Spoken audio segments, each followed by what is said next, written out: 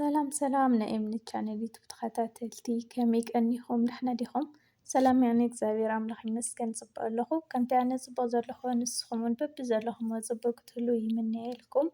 ከመይ ቀኒኹም ድሕና ዲኹም?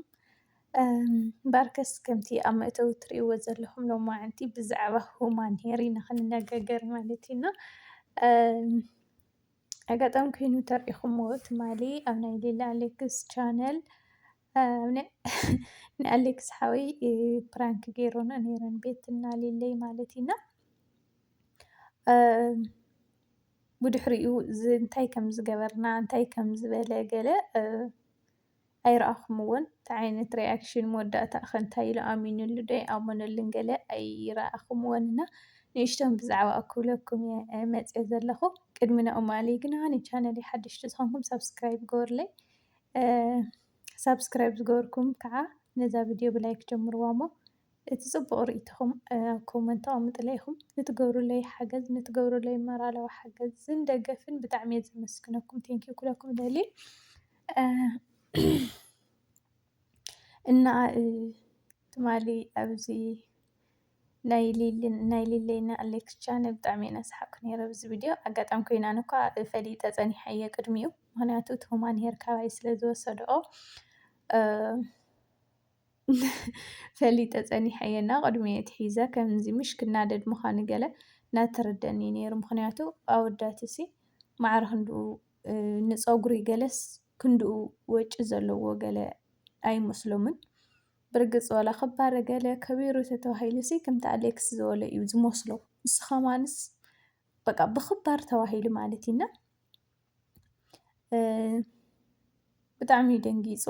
ሓቂ ዘረባ ሓቂ እዩ ክብል ይኽእል እየ፣ ምክንያቱ ብዙሕ ወፃኢታት በዚሕዎም እዩ ዘይግባእ ኮይኑ ዘይኮነሲ። ሓደ ሊለይ ፀጉራ ፅቡቅ እዩ፣ ግን ከዓ ሓደ ሓደ ግዜ መባሪት ትደሊ ኢኻ ዶ ስኢልካ ምሽ ኣሎ ቅይር ክብለልካ ገለ ትደሊ ኢኻ እና ኣብ ዝኾነ ሰዓት ደስ ኢልኒ ገለ ኢላትኒ ነይራ። ኣይ እሞ ንፀጉሪ ክፅቡቅ ኣይኮነና ግን ገለገለ ኢለያ ነይረ፣ ግን ከምዚ ተሰኪፋ ገለ ኣይመስለኒ። ኣጋጣሚ ኮይኑ ሁማን ሄር ዝደለኽን ፀጉሪ ዝደለኽን ክትቁነና ዝደለኽን ክትስራሓ ዝደለኽን ክሰደልክን ይኽእል እየ ክሰርሐክን እውን ይኽእል እየ እና ከምዚ ተሰኪፍዎ ኣይመስለኒ። ስክፍታ ዛ ዓይነት እዩ ይመስለኒ ሊለ ክሕንሽሸላ ከምዚ ምሽ ኣሎ ክሕንሽሸሉ ዛ ዓይነቱ ሓገዝ ድኾን ይኾና ክሕንሽሸላ ምንም ገዚአላ ዘይፈልጥ ገለ ዛ ዓይነት ኢለ ኣገዚኣቶ ከምኡ እየ ዝኣምን ኣነ። ርግፀኛ እየ ከዓ ንከምኡ እያ ገዚኣትና። ብጣዕሚ ደንጊፅዎ ገለ ካብኡ ኣነ ተመሊሰ ፕራንክ እየ ገይረዮ ገዛይ ምስ መፀ ገለ ኣጋጣሚ ድሓር መፅኦም ግዛዕስ እንታይ ክትገብር ኢኻ ከምዚ ኢልካ ንሓፍትኻስ ካሊእ ኢልካ ኳስ ክተበራትዕኒ ይግባእ ነይሩሲ። ኣብ ቻነል ሙሉእሲ ኣብ ዓብዪ ቻነል ሙሉእስ ከምዚ ኢልካ ተዋርደኒስ ዓማዊለይ ተዓፅወኒስ ፀጉሪ ንኸይገዝኣለይ ምእንታን ድዩ? ሁማን ሄር እኮ ክባር እኮ እዩ ፅቡቕ ኖርማል ዘይትብል ወዮ ኳስ ኣድቨርታይዝ ክትገብረለይ ነርካ ከተፋልጠለይ ነርካ ስለምንታይ ከምኡ ትገብር ገለ ኢለ እየ ፕራንክ ገይረዮ እና ካብኡ ብጣዕሚ ከምዚ ምሽ ናይ ሓቂ መሲልዎ ገለ ኣጋጣሚ ካሜራ ገለ ይሓስኩን ናይ ሓቂ መሲልዎ ገለ ይቅርታ በቃ ኣነ ከምኡ ሓሲበ ገለ ኣይኮንኩን፣ ግን ውሽጠይ ሓሲበዮ ስለዘይፈልጥስ ካብኡ ከዓ ስለዘይፈልጥ እየ ደንጊፀ ገለ እምበር ካብኡ ከዓ ምስቲ ዘውፃኽዎ ወፃኢታት ናይ ሎምቕነ ብዙሕ ወፃኢታት ስለ ዘውፃኺ እየ እምበር ዘይግባእ ኮይኑ ኣይኮነን። ናትኪ ሓገዝ እውን ኣይጠፊእኒ ኣይኮነን ዶ ብዕዳጋሲ ብካሊእ መጠን እውን ክሕግዘኪ እዩ ዝግበአኒ፣ ግን ረኣዮ ምስቲ ዘውፃኽዎ ወፃኢታት ገለ እዩ ንእሽተን ክብድብድ ኢልኒ እምበር ገለ ኢሉና። ካብኡ ከዓ ፀጉራ ፅቡቕ ስለዝኾነስ ማዕረ ክንድኡ ፀጉሪ ዘይብለን ገለስ እሺ ተገዛኣ ችግር የብሉን፣ ግን ፀጉራ ፅቡቕ ንሃለይስ እንታይ ወፃኢ ክንደኦ ድልይዋ እዩ ስኢለ ንኣምላኻ ዘይተመስገን ገለ ኢልኒ እሞ ንዓይ ሳፖርት ክትገብር እያ እኮ ገዚኣቶ እምበር ፀጉሪ ስለዝሓፀራ ገለ ኣይኮነን። ካብኡስ ዕዳጋይ ዓፂኻለይ ደንጊፅካ ገለ ኢለዮ ይቅርታ ብጣዕሚ ይቅርታ ገለ ኢሉ ብጣዕሚ ተናሲሕለይ ግዛዕና። ኣብኡ ፕራንክ ጌርናዮ በዚ ኣጋጣሚ ግን ሊለይ ብጣዕሚ እየ ዘመስግነኪ ቴንኪዩ። ርግፀኛ እየ ፀጉሪ ደሊኺ ሁማን ሄር ደሊኺ ገለ ኣይኮንክን ገዚእኽዮ፣ ግን ናይ ሳፖርት ንምግባር ከም ዝገዛእኽዮ ይፈልጥ እየ ይርድአኒ እዩ። ቴንኪዩ ብሰንኪ ኣነ ደሞ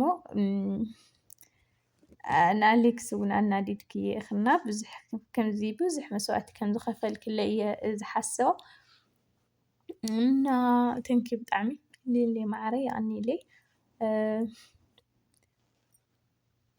ኣብ ዓብዪ ደረጃ ክትበፅሑ ይምነየልኩም። ምክንያቱ ናተይ መምህራን ኢኹም ንስኹም እና ናይ ዕብየት መምህራን ኢኹም እና ኣብ ዓብዪ ደረጃ ክትበፅሑ እየ ዝምነየልኩም። ካብቲ ዝኒአኩም ወሲኽኩም ሓዳርኩም ብውላድ ተባሪኹ ናወስኽኩም ልዕል ልዕል እናበልኩም ክትሓድሩ እየ ዝምነየልኩም። በዚ ኣጋጣሚ ካብታ ቪድዮኹም ዝሰራሕኹምዋ ዝሓስክዋ ቃል ወይ ድማ ደስ ዝበለትኒ ቃል እንተሊኣ ከምዚ ፅጉማት ሰባት ኣብ ፅርግያ ክትረክብ ከለኻሲ ከምዚ ዝሓለፈሉ ሰብ ድኻ ነይሩ ወይ ምንም ዓይነት ገንዘብ ዘይብሉ ዝነበረ ሰብ እሞ ሕልፍ ተይልልና ብዝኾነሲ በቃ ፈቓዲ ኣምላኽ ኮይኑ ሕልፍ ተይልልናሲ ብጣዕሚ እቲ ዝነበርናዮ ሂወትስ ብጣዕሚ ኢና ንርስዖ ባይዘወይ ኣይንዝክሮን ኢና ንርስዖ ኢና እና ከምዚ እናኸድካ ትፀንሕ እሞ ዓበይቲ ሰባት ወይ መሳፈሪ ዘይብሎም ወይ ዝሃፀፁ ወይ ዝሓመሙ ወይ ደሞ ሽማግለታት ሰባት ገለ ትረክብ እሞ ብጣዕሚ ትጭነቕ። ናይ ዓድና ናብራ ከዓ ከምኡ እዩ እሞ ደሞ ኣብዚ ሕዚ ሰዓት ካብ መሳፈሪኡ ታራኡ ካብ ታራኡ ደሞ ስእነት ስራሕን ምናምንን ብጣዕሚ ሰብ እዩ ታራ ዝኸውንና እዚ ኩሉ ብፀገም ሓሊፍና ንሃለና ግን ዋላ ጥራያ ክትከይድ ንሃለየታ መኪና ብዙሕ ሰብ እዩ ሰብ ረጊፁ ዝሓልፍ ተረዲእኩም። ኣብዚ ሰዓት ኣስግአን ድዩ ኣብ ዘይትፈልጣ መኪና ኣብ ዘይትፈልጣ ታክሲ ክትድይብ ብጣዕሚ እዩ ዘስግአካ ኮይኑ ናይ ዓድና ግን ከዓ በቃ ፅቡቅ ተሓስብቲ ኮይንካ ኣብ ቅድሚኻ ፅቡቅ ይፀንሐካ እሞ ከዓ ተሽከርካሪ ዝኣክል ሒዝካ እሞ ከዓ ካብ ኣምላኽ ዝወረደ ህያብ ሒዝካ እንጀራ ካብ ኣምላኽ እዩ ባይዘወይ ስለ ዝፀዓርካ ስለ ዝደኸምካ ኣይኮንካን እንጀራ ትረክብ ኩሉ ዝፀዓረ ዝህፍትም ዝረክብ ተዝኸውን ኣብ ምድሪ ድኻ ዝበሃል ኣይመሃለወን ነይሩ ግን ዝሰራሕኻዮ እግዚኣብሔር ኣምላኽ እንተብዚሕ ኢልካ እንተባሪኽልካ እዩ እንጀራ ዝርከብ እምበይ ናይ ዝፀዓርካ ናይ ዝደኸምካ ኣይኮነን። ስለዚ እቲ እግዚኣብሔር ኣምላኽ ዝሃበካ ከዓነ ንኸማኸ ወይ ከዓ እቲ ንስኻ ዝነበርካዮ ቦታ ኣብኡ ዝተረፉ ሰባት ናብቲ ንስኻ ዝበፅሕካዮ ደረጃ ክትስሕቦም ፅቡቅ ኢለ እየ ዝኣምን እና ካብታ ዝተዛረብክዋየ ኣሌክሰይ ደስ ዝበለትኒ ቃል እንተሊኣ ከምዚ ኣብ መንገዲ ዝፀንሑ ፅጉማት ገለ ረጊፅክዮም ከይተሓልፊ ኣነ ንከምኦም ዓይነት ክድግፍ እየ ደስ ዝብለኒ ገለ ዝበልካያ ብጣዕሚ እያ ደስ ኢላትኒ እና እግዚኣብሔር ኣምላኽ ናይ ሰላም ናይ ጥዕና ናይ ለውጢ ናይ ዕብየት መኪና ይግበረልኩም ግዜ ይግበረልኩም ኩለኩም ደሊ በዚ ኣጋጣሚ እና ፅብቕቲ ቃለይካ ተጠቒምካ ደስ ስለ ዝበለትኒ እየ ዝደግማ ዘለኹ። ስለዚ ኣሌክሰይ ደሞ ኢለ ሳከት ንክዛረብ ኢለ እየ ፕራንክ ገይረካ ገለ እምበር ፕራንክ ገይረካ ገለ ይበልክዎን ኢለ እየ ከይዱ ይቅርታ ገለ ኢልኒ ብጣዕሚ ይቅርታ ገለ ኢልኒ እየ ከይዱና እዛ ቮይሰይ ትሰማዕ ተለይኻ ደው ኢለ ከነጋግረካ እንዴ ግን እዛ ቮይሰይ ትሰማዕ ተለይኻ ብጣዕሚ ይቅርታ ሳከት እየ ከምዚ ክቕልደካ ክዕልለካ ስለ ዝደለኹ እየ ማለት ኢና ባይዘይ ኩሉ ግዜ ስለ ዝቐልድ ኣነ ኩሉ ግዜ ስለ ዝጫወት ኣነ ከምዚ ፈሊጠ እየ ገለ ኢሎም እዮም ዝኣምኑ ኩሎም ቤተሰብና ኮረዮ ከምዘይኮንኩ ገለካ ትፈልጥ እንዲኻ ግን እስኪ ከምሰብ መጠን ተሰሚዕዋ እውን እኮ ይኸውን እዩ ዝብል ሓሳብ ከይህልወካ ኣብ ርእስኻ ንቐልደካ ኢለ እየ ሊለይ ደሞ በዚ ኣጋጣሚ ብጣዕሚ እየ ዘመስግነኪ ቴንኪዩ ብጣዕሚ ማለት ኢና እዛ ቮይሰይ ነይ ልማዓንቲ እዚኣ ትመስል ነይራ ቤተሰብ ንስኹም ከ 40,000 50,000 60,000 70,000 ባይዘውሽ ካብ 1,000,000 ሁማን ሄር የለን ዘየለካ ይመስለኩም ኩሉ ደረጃ ዓቕሚ እዩ እኒኦ ማለት 200,000 በዚ ሕዚ ሰዓት እሞ ከዓ ሁማን ሄር ቀሊል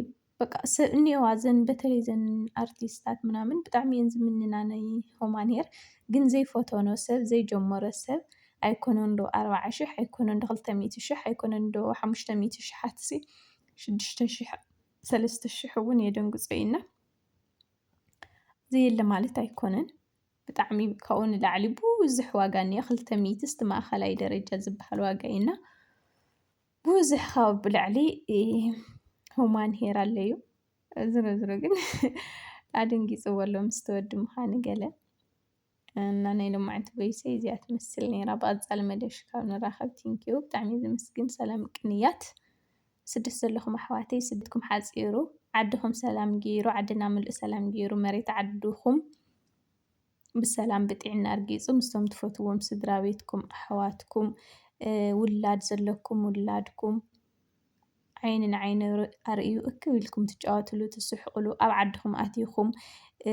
ትሰርሕሉ ናይ ዕረፍቲ እንጀራ ትረኽብሉ ፍረ ስደትኩም ትረውይሉ ግዜ ይግበረልኩም። ብጣዕሚ ኢና ንፈትወኩም። ቴንኪዩ ሶ ማች ሰሰናይ ንንስሓ የብቅዕኩም ዞም ሓቲና በርኹ መዓልቲ ባይ ባይ ቴንኪዩ ሽካብ ሕዚ ምሳይ ስለ ዝፀናሕኩም።